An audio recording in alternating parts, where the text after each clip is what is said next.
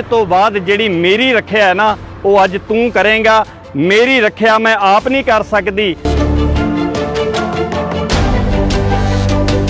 तू मेरा राखा सबनी थाई, मेरा हर जगह दे उपर राखा वो अकाल पुरख रब जी है। पासपोर्ट भी 10 साल का बन जाता है। आधार कार्ड बना लो, किन्ने किन्ने साल लंघ जाते ने आधार कार्ड नूं। किदां दा भैन ते भरा दे प्यार दा रिश्ता है जिहड़ा हर साल रिन्यू करवाउणा पैंदा है। वीर ते बैठा होवे USA इंग्लैंड दे विच, वो इत्थे पंजाब दी धरती दे उपर आके अपनी भैन दी रखिया किस तरह कर लवेगा। नाले साडी भैन इदां दी नहीं भी सिख धर्म दी बच्ची अपनी रखिया आप ना कर सकदी होवे। बरतां दे विच उलझा दिओ, कदे टिक्का भाई दूज दे विच उलझा दिओ, कदे पिंगां झूटण ला दिओ, तीयां दे विच उलझा दिओ।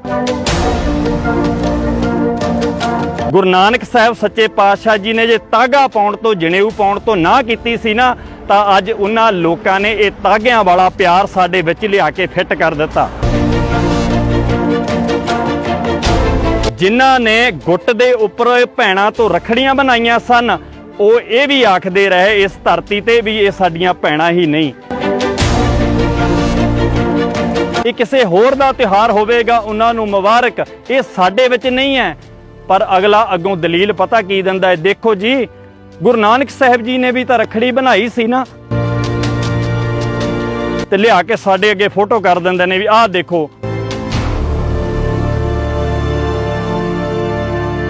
वाहिगुरू जी का खालसा वाहिगुरू जी की फतेह। मैं जिस त्यौहार की अज गल तुहाडे नाल सांझी करनी चाहुंदा उस त्यौहार की गल सुन के कईयां दे मन नूं ठेस भी पहुंचनी है ते कईयां दी शरधा भी भंग हो जानी है। ते मैं शुरू दे विच ही हत्थ जोड़ के माफ़ी भी मंग लवां कि होरां धर्मां दे असीं विरोधी नहीं, पर होरां धर्मां दे विचों जिहड़े रीति रिवाज साडे धर्म दे विच आ गए, फोकट चीज़ां साडे धर्म दे विच आ टुकीआं, असीं उन्हां दा रज के जरूर विरोध करदे हां। तुसीं वेखना इन्हां दिनां दे विच भैन अपने भरा दे गुੱਟ दे उपर एक धागा बन के ये परण लैंदी है कि वीरा अज तो बाद जिहड़ी मेरी रखिया है ना वो अज तू करेगा। मेरी रखिया मैं आप नहीं कर सकती, तेरा फर्ज बनता है भी तू मेरी रखिया करें। पर जदों आपां गुरमत की गल समझते हैं ना तो उत्थे गुरबाणी दे विच साफ गुरु साहिब जी ने लिखिया है, मेरा सतगुर रखवाला होआ।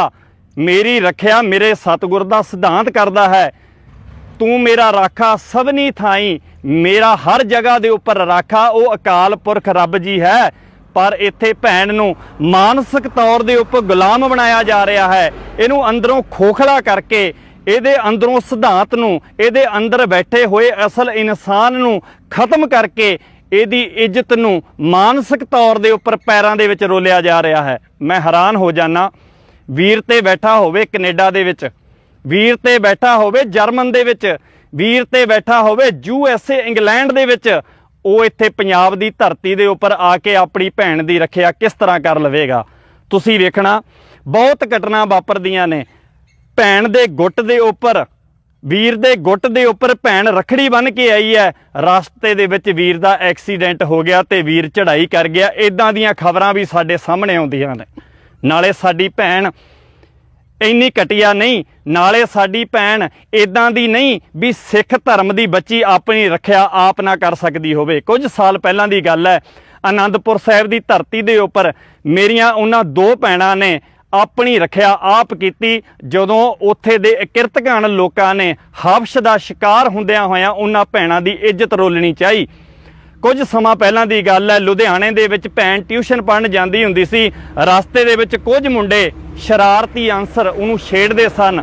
उस भैन ने अपनी किरपान म्यान दे विचों कढ के अपनी रखिया आप कीती। इह सिੱਖਿਆ साडे सामने है। पर साडी भैन नूं कदे बरतां दे विच उलझा दिओ, कदे टिक्का भाई दूज दे विच उलझा दिओ, कदे पिंगां झूटण ला दिओ, तीयां दे विच उलझा दिओ। ये सारा कुछ जिहड़ा है ये रीति रिवाज बन के साडे विच लिया के फिट कर दिता गया। पर यह साडा सिद्धांत नहीं सी। सानू अपनी भैन दी रखिया करन दी गुरु साहिब जी ने आप हदायत दित्ती सी। गुरु नानक साहब सच्चे पातशाह जी ने जे तागा पाउण तो जनेऊ पाउण तो ना कीती सी ना तां अज उन्हां लोकां ने ये तागिਆਂ वाला प्यार साडे विच लिया के फिट कर दिता।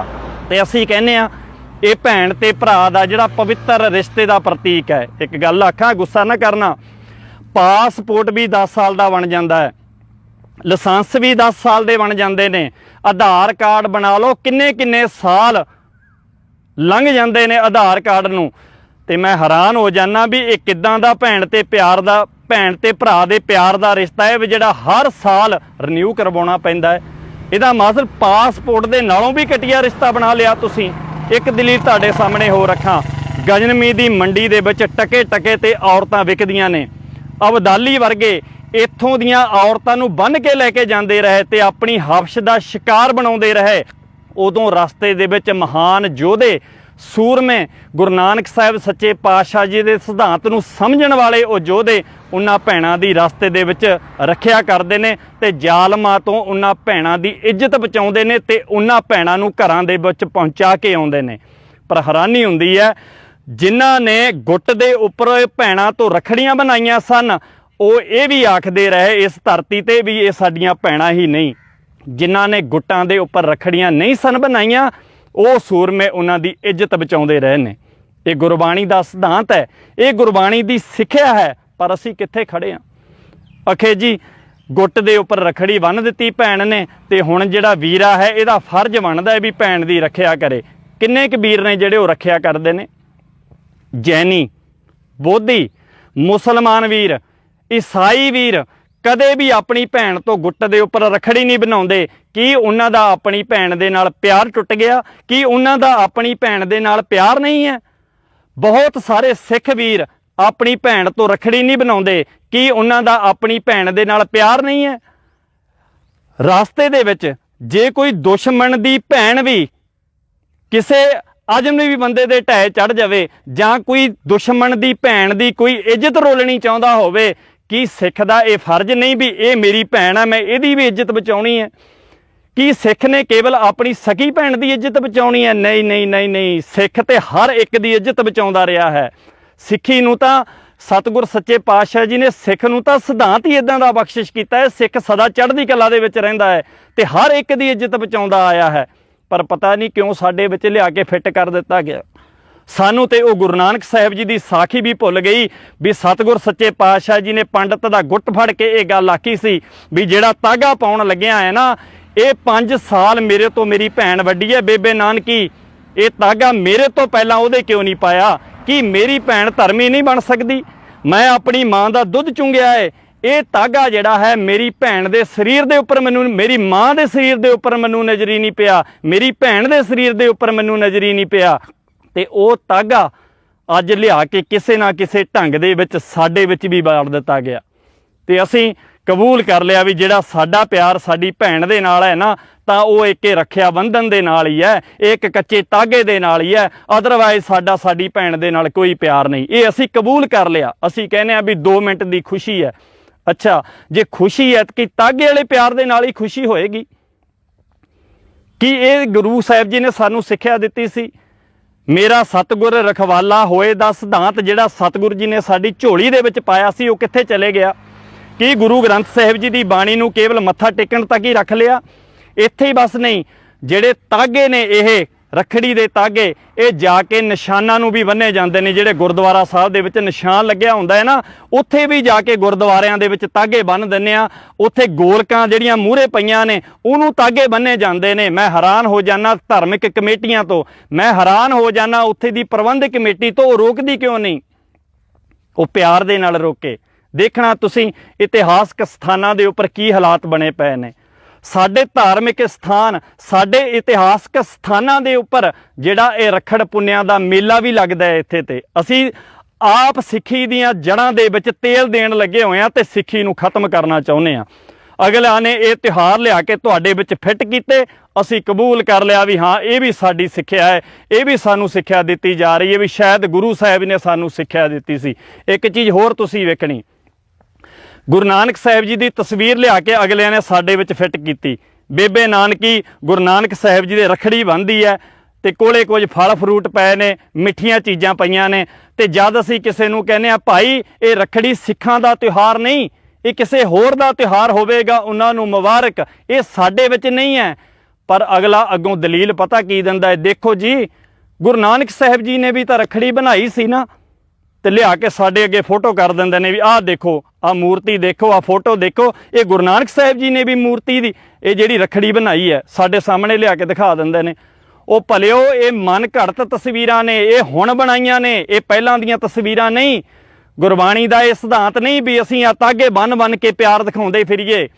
ਸਿੱਖ ਦੀ ਜਿਹੜੀ ਤਸਵੀਰ ਹੈ ਨਾ, ਗੁਰ ਕੀ ਮੂਰਤ ਮਨ ਮੈਂ ਧਿਆਨ, ਗੁਰ ਕੈ ਸ਼ਬਦ ਮੰਤਰ ਮਨ ਮਾਨ। ਗੁਰੂ ਦੀ ਤਸਵੀਰ ਸਾਡੇ ਲਈ ਗੁਰੂ ਦਾ ਸ਼ਬਦ ਹੈ। ਅਸੀਂ ਆ ਮਨ ਘੜਤ ਤਸਵੀਰਾਂ ਦਿਖਾ ਕੇ ਕਹਿ ਰਹੇ ਹਾਂ ਵੀ ਦੇਖੋ ਜੀ ਗੁਰੂ ਨਾਨਕ ਪਾਤਸ਼ਾਹ ਜੀ ਵੀ ਰੱਖੜੀ ਬਣਾਉਂਦੇ ਸੀ। ਇਹਦਾ ਮਤਲਬ ਇਹ ਹੋਇਆ ਵੀ ਸਾਨੂੰ ਗੁਰਬਾਣੀ ਦੇ ਉੱਪਰ ਵਿਸ਼ਵਾਸ ਨਹੀਂ ਵੀ ਗੁਰੂ ਸਾਹਿਬ ਜੀ ਤਸਵੀਰਾਂ ਦੀ ਬਾਬਤ ਕੀ ਆਖਦੇ ਨੇ। ਸਾਨੂੰ ਗੁਰੂ ਤੇ ਵਿਸ਼ਵਾਸ ਨਹੀਂ ਵੀ ਰੱਖਿਆ ਦੀ ਬਾਬਤ ਗੁਰਬਾਣੀ ਕੀ ਕਹਿੰਦੀ ਹੈ, ਵੀ ਮੇਰਾ ਸਤਿਗੁਰੂ ਮੇਰਾ ਰਖਵਾਲਾ ਹੈ। ਇਹ ਤੇ ਵਿਸ਼ਵਾਸ ਨਹੀਂ, ਫੋਟੋਆਂ ਤੇ ਤਸਵੀਰਾਂ ਤੇ ਮੂਰਤੀਆਂ ਤੇ ਵਿਸ਼ਵਾਸ ਹੈ।